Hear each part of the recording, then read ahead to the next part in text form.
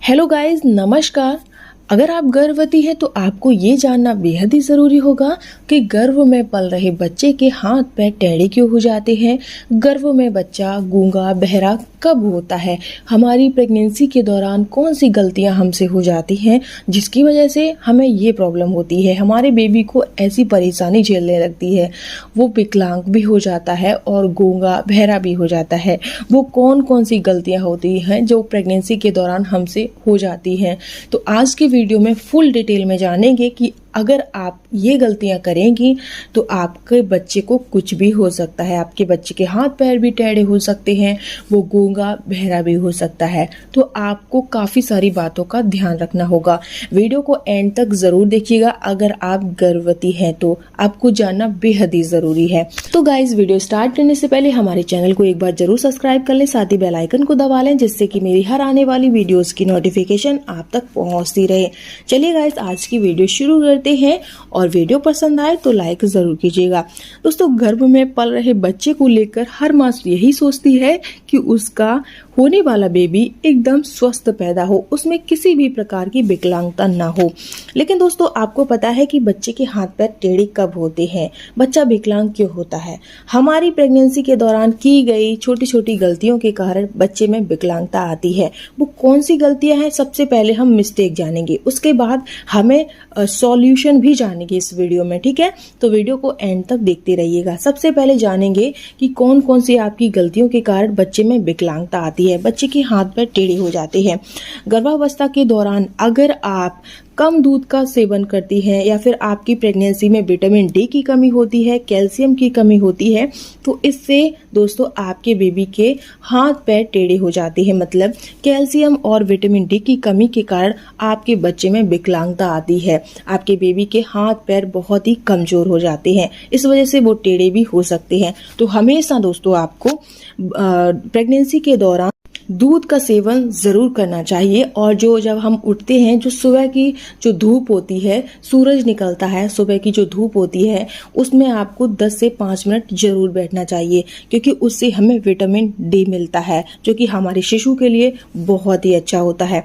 चलिए अब और भी बातों के बारे में जान लेते हैं। प्रेगनेंसी जब आपकी कंफर्म होती है तो आपको बहुत ही सोच समझ के रहना पड़ता है, खास करके शुरुआती महीनों में, क्योंकि शुरुआती महीनों में ही हमारे बेबी का प्राइवेट पार्ट बनता है, क्या लड़की है या फिर लड़का है। तो दोस्तों, आपको हमेशा काफ़ी सारी चीज़ों का ध्यान रखना चाहिए। शुरुआती महीनों में आपको कोई भी डॉक्टर की बिना राह ले आपको कभी भी मेडिसिन नहीं लेनी है, क्योंकि अगर हम शुरुआती महीनों से ही अगर कोई भी थोड़ा सा अगर दर्द हो रहा है प्रेगनेंसी में, चाहे थोड़ा फीवर आ गया है, और हम बिना पूछे डॉक्टर की बिना सलाह से अगर कोई भी मेडिसिन लेते हैं तो इससे हमारे बेबी में बहुत हद तक चांस होते हैं विकलांग होने के, साथ ही उसके प्राइवेट पार्ट पे भी काफ़ी ज़्यादा इफेक्ट होता है। इसलिए कहते हैं कि पहली तिमाही में हमें बहुत ही सोच समझ के रहना चाहिए। पहली तिमाही में आपको कभी भी जंक फूड नहीं खाने चाहिए, कभी भी कोल्ड ड्रिंक नहीं पीनी चाहिए, कभी भी आपको खट्टा चटपटा तीखा मसालेदार भोजन प्रेगनेंसी के पहली तिमाही में आपको कभी भी नहीं करना चाहिए। मेरी माने तो आप पूरी प्रेगनेंसी इन चीज़ों से थोड़ी दूरी ही बना लें, क्योंकि ज़्यादा तीखा मसाला ऑयली भोजन करने से इसका इफेक्ट सिर्फ हमारे बेबी पे ही पड़ता है। साथ ही आपका जो डाइजेशन सिस्टम है वो भी बिगड़ जाता है, आपको दस्त की प्रॉब्लम भी हो सकती है, काफ़ी सारी प्रॉब्लम होती है। तो आपको हमेशा दोस्तों ऐसी चीज़ों को ध्यान रखना चाहिए। बाहर की चीज़ें आपको बिल्कुल भी नहीं खानी चाहिए, चाहे वो समोसे हो, जलेबी हो, टिक्की हो, कुछ भी हो, आपको बाहर की चीज़ें प्रेगनेंसी के दौरान कभी भी भूल कर भी नहीं खानी चाहिए। चाहे वो चाउमीन हो, ऐसी चीज़ें आप बिल्कुल भी ना खाएं। इन बातों का आप हमेशा ध्यान दें। जूस पीना प्रेगनेंसी के दौरान बहुत ही फायदेमंद होता है, लेकिन दोस्तों आप घर का बना ही जूस पिए तो ही उसके फायदे आपको मिल सकते हैं। लेकिन अगर आप बाहर का जूस पिएंगी तो उसके कोई भी आपको फायदे नहीं मिलेंगे, बल्कि आपको काफ़ी ज़्यादा प्रॉब्लम उससे हो सकती है। इसलिए आपको जितना भी आप फ्रूट वगैरह खाती हैं तो पहले उसका जूस बनाना चाहती हैं तो आप अपने घर में ही बनाइएगा, फ्रूट को अच्छे से वॉश करके। अब जान लेते हैं दोस्तों कि बच्चा हमारा बहरा कब हो जाता है, वो उसकी जो सुनने की क्षमता होती है वो कब कम हो जाती है गर्भ में। दोस्तों, जब हम किसी भी स्थान पर ज़्यादा शोर शराबे में रहते हैं, जहाँ बहुत ज़्यादा शोर शराबा रहता है, बहुत ज़्यादा आवाज़ आती है, तो क्या होता है, इससे हमारा बेबी डर जाता है। अगर हम ज़्यादा शोर शराबे में रहते हैं, कोई भी चीज़ जैसे कि गाना बहुत ज़्यादा तेज सुनते हैं, तो इससे क्या होता है, हमारे बेबी में सुनने की जो क्षमता है वो कम हो जाती है।